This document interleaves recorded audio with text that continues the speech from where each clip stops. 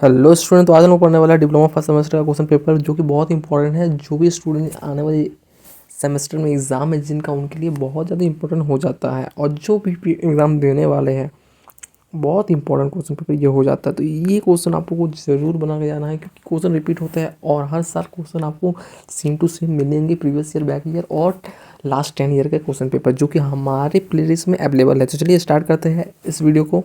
तो यहाँ पर पहला क्वेश्चन आपको यहाँ पर दिख रहा है, और साथ ही साथ हम लोग इसके इंस्ट्रक्शन पढ़ लेते हैं। तो यहाँ पर है answer in your own word. Question number 1 compulsory है, यानी कि क्वेश्चन नंबर 1 आपको डेफिनेटली बनाना ही है, स्किप नहीं करना है। बाकी बचे रेस्ट में से आप कोई 4 बना सकते हैं। ये आपका इंस्ट्रक्शन है, जो कि बहुत इंपॉर्टेंट है, और सब इक्वल मार्क्स कैरी करते हैं। तो क्वेश्चन नंबर 1 आपको चूज द करेक्ट आंसर है, जिसको थोड़ा जूम करता हूँ। और ये क्वेश्चन नंबर 1 आपका है फुल फॉर्म ऑफ सीओडी। तो सीओडी का फुल फॉर्म यहाँ पर क्या है तो आपको बताना है। तो यहाँ पर जो भी मैं बताऊँगा वो एकदम करेक्ट होगा।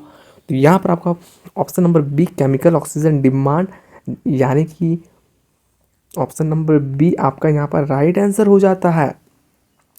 चलिए नेक्स्ट चलते हैं क्वेश्चन नंबर 2 पे। Degree of ionization depend. तो आयनाइजेशन किस पे डिपेंड करता है? यहाँ पर ऑप्शन आपका दिया nature of solvent, temperature, nature of solute. थोड़ा सा मैं फास्ट हूँ तो आप लोग स्लो करके देख सकते हैं, या फिर मैं स्लो हूँ तो फास्ट करके देख सकते हैं। आपका जैसा मर्जी, आप वैसे हिसाब से वीडियो को प्ले कर सकते हैं। तो यहाँ पर ionization of depend, ionization, degree of ionization depend किस पे करता है? नेचर ऑफ सॉल्वेंट पे करता है, यस करता है। टेम्परेचर करता है, यस करता है। नेचर ऑफ सॉल्यूट करता है, और ऑल ऑफ दिस। तो यहाँ पर ऑल ऑफ दिस आपका राइट आंसर हो जाएगा, क्योंकि ये तीनों पे ये डिपेंड करता है। तो ऑप्शन यहाँ पर क्या हो जाएगा? Option number D, all of this. हो सकेगा तो मैं स्क्रीनशॉट लगा दूंगा इसके एक्सप्लेनेशन का, क्वेश्चन आंसर का, ताकि आपको और भी ईजी हो जाए समझने में और नॉलेज को गेन करने में एग्जाम के टाइम में आप लोग लिखने में। ऑप्शन क्वेश्चन नंबर 3 पे चलते हैं। Solder contain. तो सोल्डर एक अलॉय है जो किससे बना हुआ है, तो आपको बताना है। तो यहाँ पर आपको 4 ऑप्शन दिया गया, तो आप लोग गेस कीजिए, गेस कीजिए, और मैं आपको आंसर ज़रूर बताऊंगा। तो गेस आप लोग कर लिए। अगर आपका सही है तो ऑप्शन नंबर सी अगर आपका है तो आपका ऑप्शन सही होगा, आप लोग सही जा रहे हैं। तो एस एन और पी बी, यानी कि टीन और लेड, टीन और लेड से आपका सोल्डर बना हुआ है। तो ऑप्शन नंबर सी आपका राइट आंसर हो जाएगा। नेक्स्ट चलते हैं हम लोग क्वेश्चन नंबर 4 पे।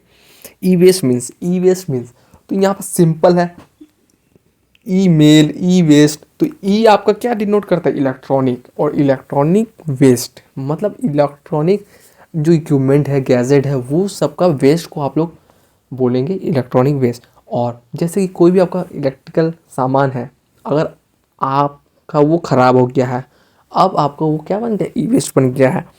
तो इलेक्ट्रॉनिक गैजेट आपका यहाँ पर राइट आंसर हो जाएगा। नेक्स्ट है इलेक्ट्रोप्लेटिंग रिलेटेड टू।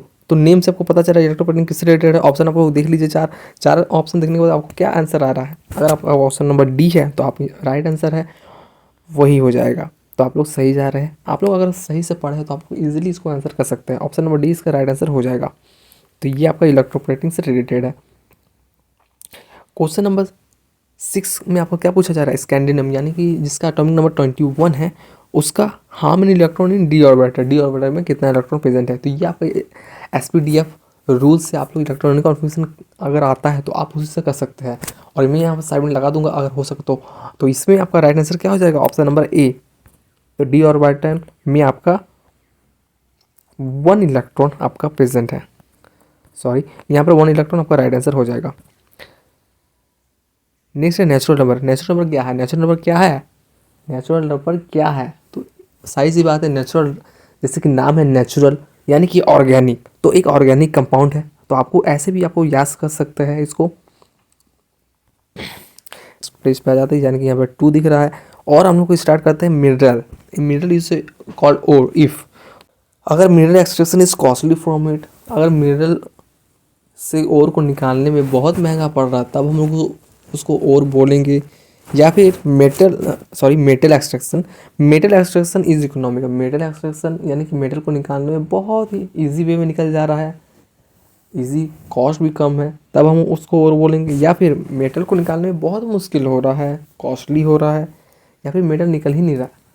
तो यहाँ पर ऑप्शन से आपको अंदाज़ा लग गया होगा कि ऑप्शन नंबर बी आपका यहाँ पर सही है, extraction of is economical from it. तो ऑप्शन यहाँ पर क्या हो जाएगा? ऑप्शन नंबर बी आपका राइट आंसर हो जाएगा। अब हम लोग ऑप्शन चूज़ एमसीक्यू यानी कि कंप्लीट कर लिए। अब हम लोग क्वेश्चन आंसर पे आ गया। क्वेश्चन आंसर अब आपको वो ए और बी टाइप से दिया गया और इनमें से कोई भी आपको 4 बनाना है और आपका मार्क्स साइड में दिया गया, उस अकॉर्डिंग से आप इसको लेंथी और शॉर्ट कर सकते हैं। क्वेश्चन नंबर 2 का ए है, define and explain type of valency with proper example. ठीक है, ये हो गया आपका।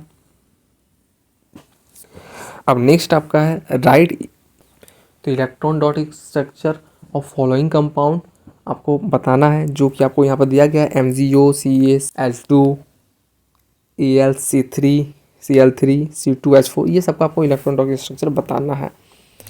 तो यहाँ पर आपका MgO का डॉट स्ट्रक्चर दिया गया है, इसके बाद आपका CaCl2 का डॉट स्ट्रक्चर है और इसके बाद आपका AlCl3 का डॉट स्ट्रक्चर है और लास्ट में आपका C2H4 का था। Question number 3, what do you mean by metallurgy? Metallurgy क्या है? Write the reaction involve in the extraction of iron ore, iron from there ore. ठीक है, तो आपको ये प्रोसेस रिएक्शन सारा लिखना है और जहाँ जरूरत हो डायग्राम का वहाँ डायग्राम भी आपको बनाना है।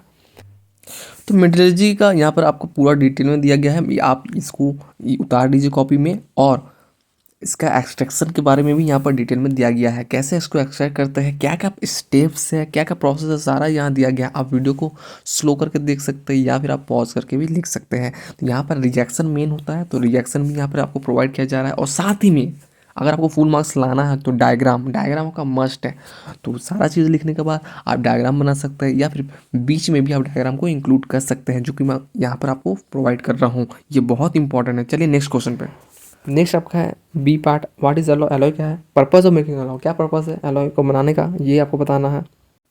तो यहाँ पर एलॉय का आपका डेफिनेशन पूरा दिया गया है और आप इसको नोट कीजिए और याद कीजिए और पर्पस ऑफ मेकिंग एलॉय भी यहाँ पर आपको मिल रहा है और आप इसको भी नोट कर लीजिए और यहाँ पर एलॉय का थोड़ा सा डिटेल में दिया गया है, तो आप उसको नोट करते चलिए। जो जो यहाँ पर प्रोवाइड किया जा रहा है सारा आप नोट कीजिए और आप अपने हिसाब से क्वेश्चन को बड़ा छोटा कर सकते हैं। अगर वो शॉर्ट में आए या फिर लॉन्ग में आए तो आप उसको उसी के अकॉर्डिंग उसको लिख सकते हैं।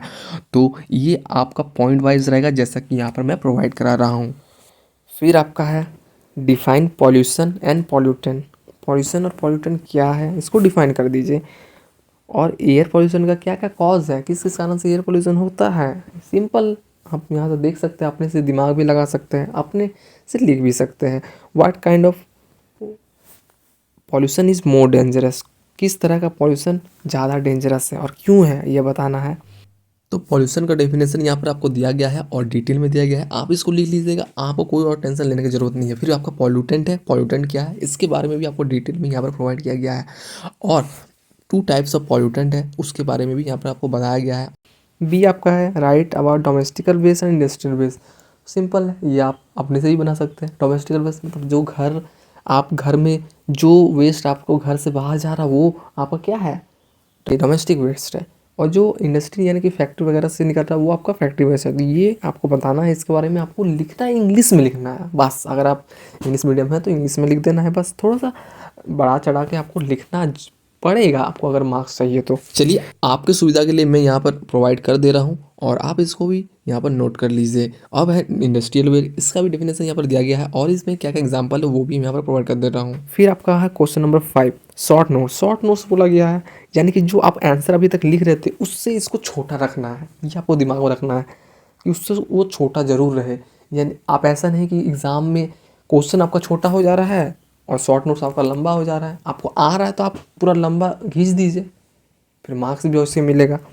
तो हिसाब से लिखना है और हिसाब से चलना है, टाइम अकॉर्डिंग उसी से मिलेगा। ठीक है, तो पहला प्लास्टिक है, थर्मल इंसुलेटिंग मटेरियल है, गैल्वेनिक सेल है, एयर पॉल्यूशन है और अरेनियस थ्योरी है। तो ये आपका 5 दिया हुआ शॉर्ट नोट्स, इसमें से आपको कोई भी 4 बनाना है, कोई भी 4।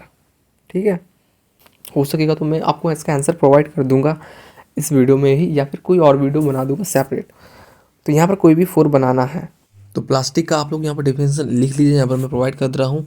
और नेक्स्ट आपका है टाइप ऑफ प्लास्टिक, ये भी एक्स्ट्रा इन्फॉर्मेशन है, आप इसको भी लिख सकते हैं। फिर आपका आ जाता है थर्मल इंसुलेटिंग मटेरियल, इंपॉर्टेंट है, इसको भी आप लोग यहाँ उतार लीजिए। फिर आपका है गैल्वेनिक सेल, तो गैल्वेनिक सेल भी बहुत इजी है, इसको भी आप उतार सकते हैं, इसका डायग्राम भी आप बना सकते हैं चाहे तो। फिर आपका आयनाइजेशन थ्योरी जो कि यहाँ पर आपको दिख रहा है, ये थोड़ा सा आपको लेंदी है, लेकिन आप इसको ज़रूर याद कीजिए। अब नेक्स्ट है question number 6, right short notes. तो यहाँ पर तो डायरेक्टली बोल दिया है शॉर्ट नोट्स और इसमें कोई ऑप्शन नहीं दिया है।